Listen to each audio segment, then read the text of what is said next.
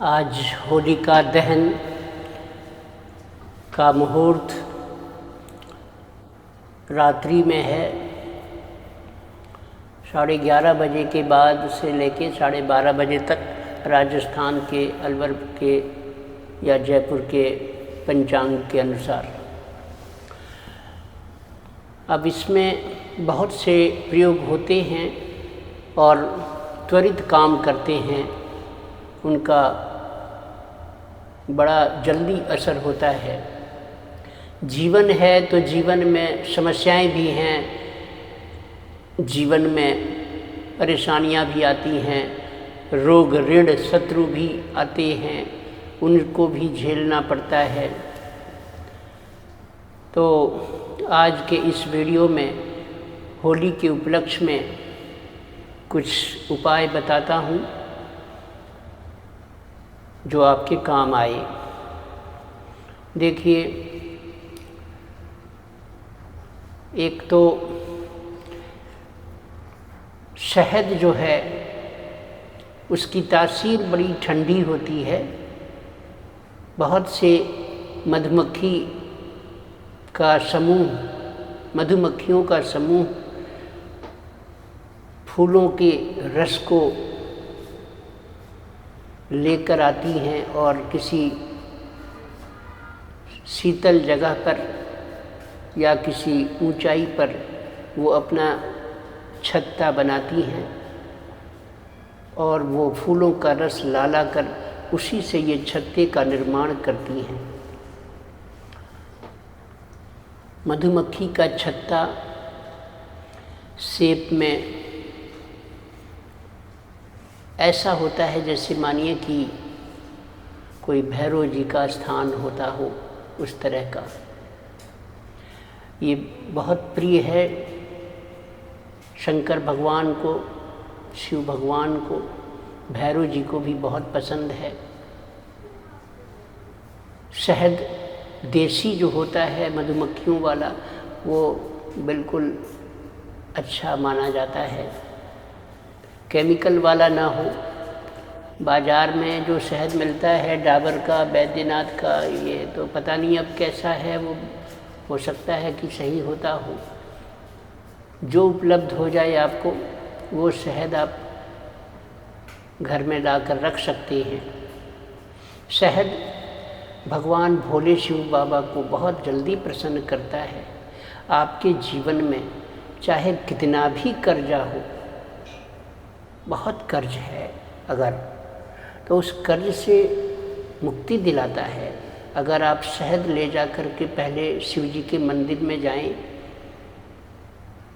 और शिव जी के मंदिर में जा कर के बड़े श्रद्धा के साथ मंदिर के द्वार पर से ही उन्हें प्रणाम करें, हाथ ऊंचा उठा कर के कहें महादेव महादेव महादेव, उच्च स्वर में आवाज़ देकर महादेव महादेव महादेव 3 बार आप उच्चारण करें और मंदिर के अंदर चले जाएं। भगवान भोलेनाथ के पास बड़े प्रेम से उन्हें जल से अभिषेक करें। जल में गंगा जल भी मिला सकते हैं। जल में या जल के स्थान पर गन्ने का भी रस आप लेकर भगवान शिव का अभिषेक कर सकते हैं। जैसे आज होली है, आज कर सकते हैं अभिषेक, तो उनके ऊपर कभी भी चढ़ाया जा सकता है जल। कल भी कर सकते हैं, कल 14 तारीख को। परसों होली की धुलंडी है तो खेला जाएगा, रंग की होली है, तो रंग के इस महापर्व वाले दिन भी कर सकते हैं। तो आज बृहस्पतिवार, कल शुक्रवार, परसों शनिवार, 3 दिन अगर आप करते हैं तो गन्ने का रस वैसे शुक्रवार के दिन भगवान भोलेनाथ को अर्पण करने से, उनका अभिषेक करने से भगवान भोलेनाथ को बड़ी शीतलता महसूस होती है और बड़ा प्रसन्न हो जाते हैं बड़ी जल्दी। और फिर उन्हें जल से पुनः स्नान करा दें। जैसे आपने गन्ने का रस पहले अर्पण किया तो अब शुद्ध जल अर्पण कर लें। पहले अगर आपने शुद्ध जल गंगा जल मिला हुआ से उनको अभिषेक किया या स्नान कराया और उसके बाद आपने गन्ने का रस से उनका अभिषेक किया, तो फिर शुद्ध जल से अभिषेक कर दें जिसमें गंगा जल मिली हो। ऐसे 3 बार उनका अभिषेक कर दीजिए। और उसके बाद में अगर शिव बाबा को शिवलिंग में शहद, देसी शहद का अभिषेक कर दें, शहद लगा दें उनको चंदन की भांति, या उनके शिवलिंग पर शहद का लेप कर दें, देसी शहद का मधु उससे, तो वो बहुत जल्दी प्रसन्न हो जाते हैं। अगर आपने होली के दिन ऐसा किया तो बड़े से बड़ा कर्ज भी चुकना प्रारंभ हो जाता है आसानी से। भक्ति भाव बनाए रखिए। इसके बाद आप हर मंगलवार को शहद से भगवान भोलेनाथ का अभिषेक कर दिया करें और उनके मंदिर में प्रवेश करते समय वैसे ही बोले, महादेव महादेव महादेव, उच्च स्वर में उनको आवाज़ देकर 3 बार बोलकर उनको आप प्रसन्न कर सकते हैं। इसके बाद में अभिषेक कर लिया। अब आप उनको धूप दीप कपूर इत्यादि से उनकी आरती या थोड़ा दीपक से उनका प्रतिष्ठा उनकी कर दीजिए। आपका ये सब कार्य करते हुए शिवलिंग के पास जब आप खड़े हो रहे हो तो आपका मुख उत्तर दिशा की तरफ ही होना चाहिए। जल जब उस पर आप अर्पण करेंगे शिव जी पर, तो वो जलधारा में से बहती हुई उत्तर दिशा में ही गिरती है। आपका मुख दक्षिण में आप जब शिवलिंग के खड़े होंगे और मुख उत्तर करेंगे तो ये सही पोजीशन आपकी होगी। ऐसा करते रहिए। होली के दिन प्रारंभ कर दीजिए, लेकिन शहद से उनका अभिषेक, या घर में है अगर तो अभी आप जा सकते हैं, अभी जाके कर सकते हैं। अब क्या है कि हर मंगलवार को, आज के बाद कल कर लीजिए, शुक्रवार है तो शहद से भी उनको अभिषेक करिए, फिर परसों शनिवार को भी करिए, क्योंकि शनिवार को इसलिए कि कई बार शनि देव की बाधा के कारण भी कर्ज हो जाता है, रोज़गार में गिरावट आ जाती है, तो शनिवार को भी कर दें। तो शुरुआती दौर में बृहस्पति आज है तो आज कर दीजिए, होलिका दहन का दिवस है आज। कल शुक्रवार को और परसों शनिवार को करिए, लेकिन उसके बाद आप इस प्रयोग को सिर्फ ज़्यादातर मंगलवार को किया करें। शिवरात्रि आती हैं महीने में 2 बार, कृष्ण पक्ष की और शुक्ल पक्ष की, तो हर शिवरात्रि वाले दिन, चतुर्दशी वाले दिन भी कर दें। मंगलवार को भी करें, शिवरात्रि के दिन भी करें, और उन्हें कपूर का दिए में रखकर उनको ज्योत दिखा दीजिए। और जो आप सामग्री, फल फूल उन्हें अर्पण करना चाहें वो आप कर सकते हैं। तो आपको कर्जा कैसा भी हो, कर्जे से मुक्ति मिल जाती है, शहद अगर आपको शुद्ध मिल जाए तो। इसी तरह से कोई बीमारी है, रोग है, ठीक नहीं हो रहा, दवाई नहीं लग रही, तो गाय के घृत से, गाय के घी से उनका लेपन कर दें, या अगर ढीला पिघला हुआ लिक्विड फॉर्म में वो घी गाय का है तो आप उससे भी उनको अभिषेक कर सकते हैं। थोड़ा सा घी लेकर, घी महंगा है, अगर आप कहें कि इतना कितना करें उनका अभिषेक, कितना घी लाएं, तो आप अपनी क्षमता के अनुसार, अपने सामर्थ्य के अनुसार थोड़ा भी घी अगर है तो ला के उनको लेप तो कर ही सकते हैं ना, तो लेप कर दीजिए शिवलिंग पर। उसके बाद में फिर दही से, जो कि गाय के दूध से जमाया हुआ दही हो, उससे उनका अभिषेक कर दें, और फिर शुद्ध जल और गंगा जल मिला हुआ जल, उससे उनका अर्पण करके अभिषेक कर दीजिए। शुक्रवार के दिन यही अभिषेक आप गन्ने के रस से करें। जहाँ से भी गन्ने का रस लेने जाएंगे, दुकानदार से कहें कि भाई इसमें नमक मत डालना, ये भगवान जी को चढ़ने जाएगा, तो वो बेचारा खुद ही उसमें नमक नहीं डालेगा और शुद्धता का भी ध्यान रखेगा। थोड़ा ले आइए शहद, शुक्रवार को भगवान भोलेनाथ को शहद और शहद का तिलक लगा करके चले आइए। पहले उनको अभिषेक करिए जल से, फिर गन्ने के रस से, और फिर शहद का लेप करके या शहद का तिलक लगा कर, या शहद से भी करें तो करके आ जाएं, फिर शुद्ध जल से कर दें, या उसके बाद आप दूध दही अगर गाय का है तो उससे कर सकते हैं। इससे बहुत जल्दी आपको आमदनी में इजाफा होगा, आमदनी बढ़ेगी, इनकम बढ़ेगी, कहीं से पैसा आएगा या आपके घर के खर्चे, परिवार के खर्चे से बच जाया करेगा, जिससे कर्ज का चुकारा पेमेंट आप जल्दी कर लेंगे।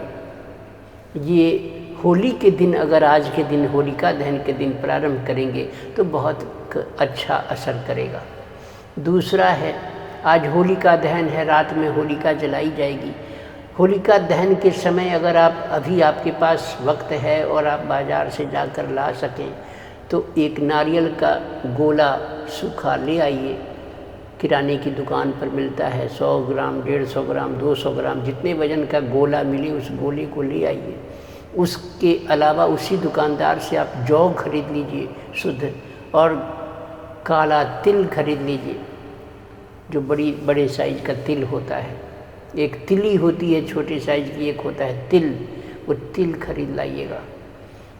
अब क्या करिए कि उसमें थोड़ा नारियल के गोले में ऊपर के हिस्से में थोड़ा कट लगाकर उसमें जौ, आधा भाग नारियल का आधा हिस्सा जौ से भर दीजिए, फिर शेष बचे आधे हिस्से में काला तिल भर दीजिए, और तब उसका जो कट लगा के जो आपने निकाला था वो ढक्कन नुमा, उस ढक्कन को फिर वापस उस पर रखकर कोई चीज़ से उसको चिपका दीजिए, आटे की लेई से या कोई अधेसिव से या कोई फेविकोल या कुछ भी लेकर आप उसको चिपका सकते हैं।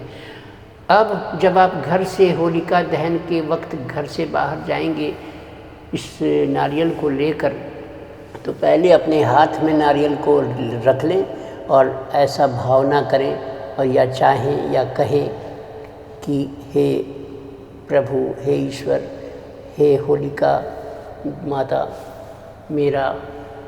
मेरे शरीर का सब आला बला, सारी परेशानी, शत्रु बाधा, रोग, ऋण, जो भी मेरे जीवन की परेशानियां हैं, बेरोजगारी या इत्यादि, वो सब दूर कर दीजिए प्रभु। ऐसा मानिए कि दूर हो रहा है।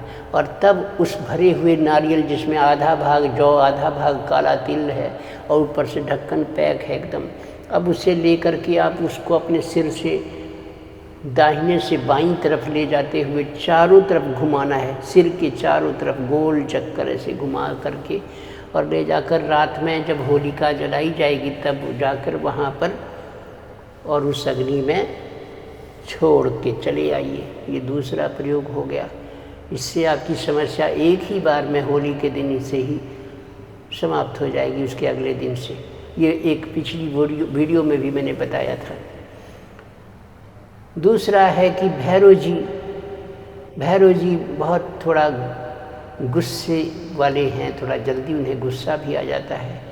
आप अगर उन्हें भी भैरव जी के भी मंदिर में जा कर के और शहद को, देसी शहद को उन्हें अर्पण करेंगे, शहद को ले जाकर भैरव जी पर चढ़ाएंगे, और तब 2 लड्डू दोने में ये पत्तेदार कोई दोने में रखकर या किसी और कागज़ में या दोने, किसी तरह से दोने में रखकर उनको भैरव जी को भोग लगा दीजिए, अगरबत्ती या धूप बत्ती जला दीजिए, नमस्कार करिए और उन्हें अपनी समस्या बताएं। और कोई भैरव स्तोत्र यदि आपके पास हो तो उसे पढ़ लीजिए और चले आइए।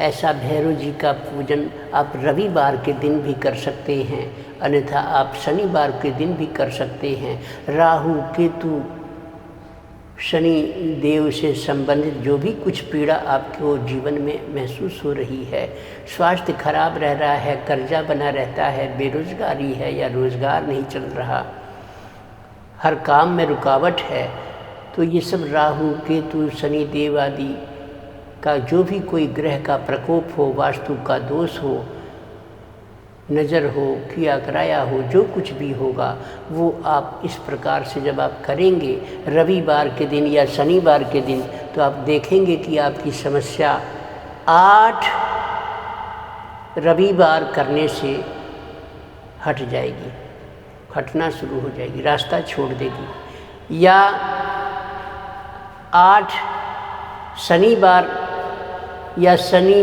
8 और रविवार भी 8 करके और आप जो है छोड़ दीजिए इस प्रयोग को। तो इस तरह से जब आप करेंगे तो आप देखेंगे कि आपको बहुत आराम आ गया। रविवार के दिन आप चावल और कढ़ी का भी भोग भैरव जी को लगाकर कोई भी भैरव जी का स्तोत्र पढ़ सकते हैं, शहद भी उनको लेप कर सकते हैं और चले आ सकते हैं। ये सब काम आप जब करेंगे तो आपको राहत मिलेगी। कलयुग में भैरवनाथ, दुर्गा भवानी, काली माता, शिव भगवान, हनुमान जी महाराज, ये कुछ गणेश भगवान, ये कुछ ऐसे देव के नाम मैंने आपको गिनाए जो आपको तुरंत त्वरित गति से शांति पहुंचाते हैं। बस आपके अंदर भक्ति और भाव होना चाहिए, श्रद्धा होनी चाहिए। कुछ भी नहीं करेंगे, पूजा भी नहीं करेंगे, मंदिर भी नहीं जाएंगे, श्रद्धा भी नहीं होगी, शैलो ऊपर ऊपर की श्रद्धा, वो गहरी आस्था एकदम भीतर तक नहीं है, तो देखो हर चीज़ ऐसे अपने आप कैसे हो जाएगा। अपने आप बिना दवाई खाए आप चाहें कि मैं स्वस्थ हो जाऊं, बिना पढ़े परीक्षा को पास कर जाऊं, बिना कर्म किए पैसा आ जाए, ऐसे कैसे होगा। कर्म तो आपको करना ही पड़ेगा। तो ये वीडियो आज की थी। आपको अगर ये वीडियो काम लायक लगी, उपयोगी लगी, या भविष्य में कभी काम आ जाएगी, या आपके कोई मित्र हैं वो उनके काम आ जाए, रिश्तेदार कोई हैं उनके काम आ जाए, तो उन्हें आप शेयर करें, भेजें। और आप जो है भक्ति के साथ, श्रद्धा के साथ इस प्रयोग को करें और चमत्कार पाकर लाभान्वित हों। मेरे इस समाधान चैनल कमलेश द्विवेदी के इस समाधान चैनल को सब्सक्राइब करें, बेल आइकन को दबाएं, जिससे हर वीडियो का नोटिफिकेशन आपको पहुंचे, और लाइक करें और अपने सगे संबंधियों को शेयर करें। शुभ संध्या, शुभ रात्रि, होली की शुभकामना। आप सभी प्रसन्न रहें। जय श्री राम।